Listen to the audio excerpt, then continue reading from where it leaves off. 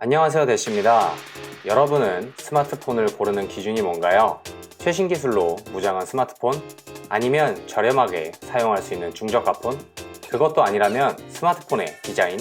저는 개인적으로 스마트폰 사용량이 많지 않아서 기왕 들고 다닐 거 디자인을 많이 보는 편입니다. 그래서 아이폰을 좋아하는 편인데요. 예전에는 아이폰 말고 블랙베리를 좋아했습니다. 지금도 블랙베리를 서브폰으로 사용하고 있을 정도입니다. 다들 아시는 것처럼 스마트폰에 바람이 막 불기 시작할 때 많은 스마트폰이 쏟아져 나왔습니다. 삼성의 옴니아, 애플의 아이폰, 노키아의 스마트폰, 그리고 그때 당시 인싸들이 많이 사용하던 블랙베리가 있었죠.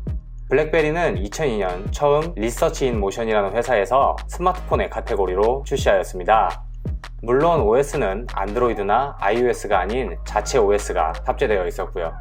그리고 iOS처럼 미디어를 중점으로 둔 OS가 아닌 비즈니스를 위한 OS로 메일, 텍스트 메시지 같은 기능이 강점이었고, 또한 비즈니스 목적에 맞게 철저한 보안을 자랑합니다. 게다가 블랙베리의 특장점이라고 하면 바로 커티 키보드인데요. 타 제조사들은 키패드를 삭제하고 전부 풀 화면에 터치식 키보드를 지원하는 것과 달리 물리적 키보드가 스마트폰에 달려 있었고, 같은 바형 디자인이라고 해도 멀리서 보면 어떤 게 블랙베리인지 확실하게 알 수 있는 디자인이었습니다. 이러한 디자인으로 인해 다른 사람과 조금 차별된 디자인을 선호하는 많은 분들이 그 당시 블랙베리를 많이 선호했습니다. 하지만 안드로이드와 iOS의 강세, 특히 국내에서 스마트폰이 보급될 때 파격적으로 이용자 수가 늘어난 카카오톡이 블랙베리에서는 실행할 수 없거나 어려운 작업을 거쳐야 실행이 가능하다는 점, 그리고 카카오톡을 떠나서 다른 서드파티 앱을 블랙베리에선 사용할 수 없다는 점이 실사용에서 많은 불편함을 나타냈고, 그로 인해 블랙베리의 스마트폰은 점점 몰락했습니다. 하지만 블랙베리는 특유의 디자인과 감성 덕분에 고정으로 구매하는 매니아들이 존재했습니다. 이런 블랙베리 매니아들은 하나같이 같은 목소리를 내놓고 있는데요.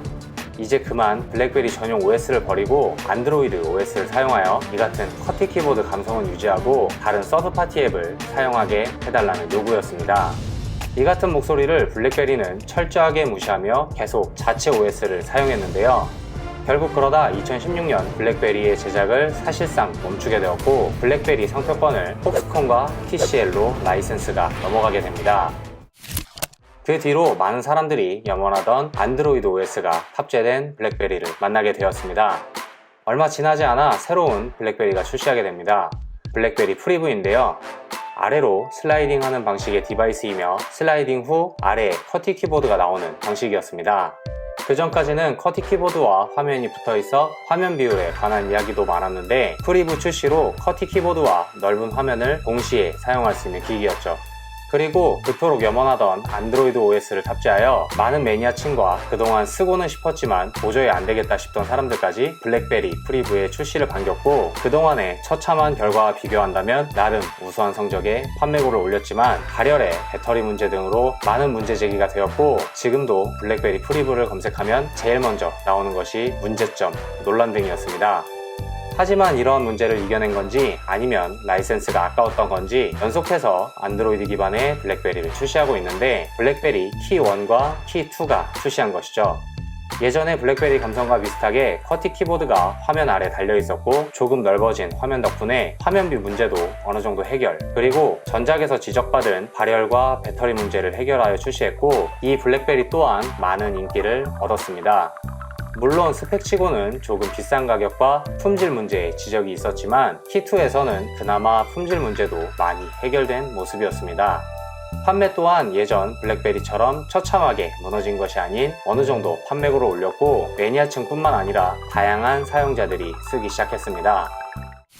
2018년에 마지막 블랙베리인 키2가 나오고 그동안 소식이 전혀 없었습니다.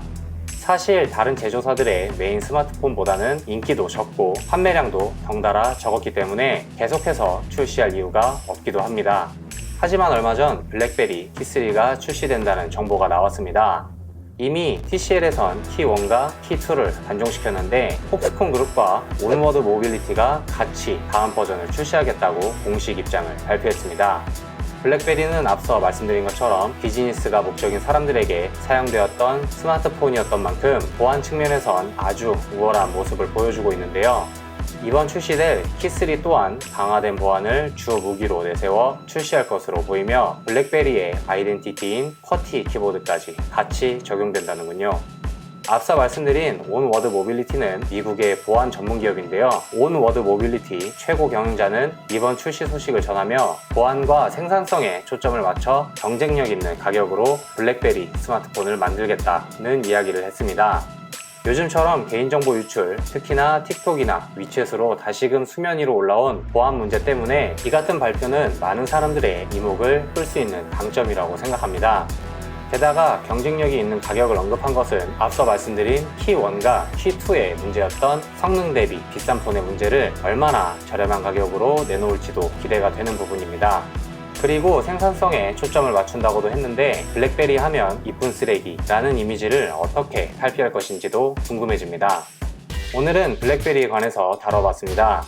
마침 개인적으로 제가 좋아하는 디바이스이기도 하고 새로운 기기를 출시한다고 하니 반가운 마음에 영상을 제작해봤습니다. 타 제조회사에서 일관되게 사용하고 있는 폼팩터를 조금은 벗어난 스마트폰이 나온다니 경쟁력을 떠나서 다양한 기기가 출시된다는 건 언제나 환영받을 일인 것 같습니다. 저는 LG의 윙이나 블랙베리 같은 새로운 폼팩터의 스마트폰이 자주 나온다면 몇 년 뒤 일관된 폼팩터에서 벗어날 수 있을 것이라 생각합니다. 여러분은 어떻게 생각하시나요? 이런 새로운 디자인과 색다른 경쟁력을 갖춘 스마트폰의 출시를 여러분의 관점에서 댓글로 의견 남겨주시길 바라겠습니다. 그리고 오늘의 IT 정보가 조금이라도 도움이 되셨다면 저희 채널 구독과 좋아요 한 번씩 눌러주시고 저희가 아닌 우리로 만나 뵈었으면 좋겠습니다. 감사합니다. 배시였습니다.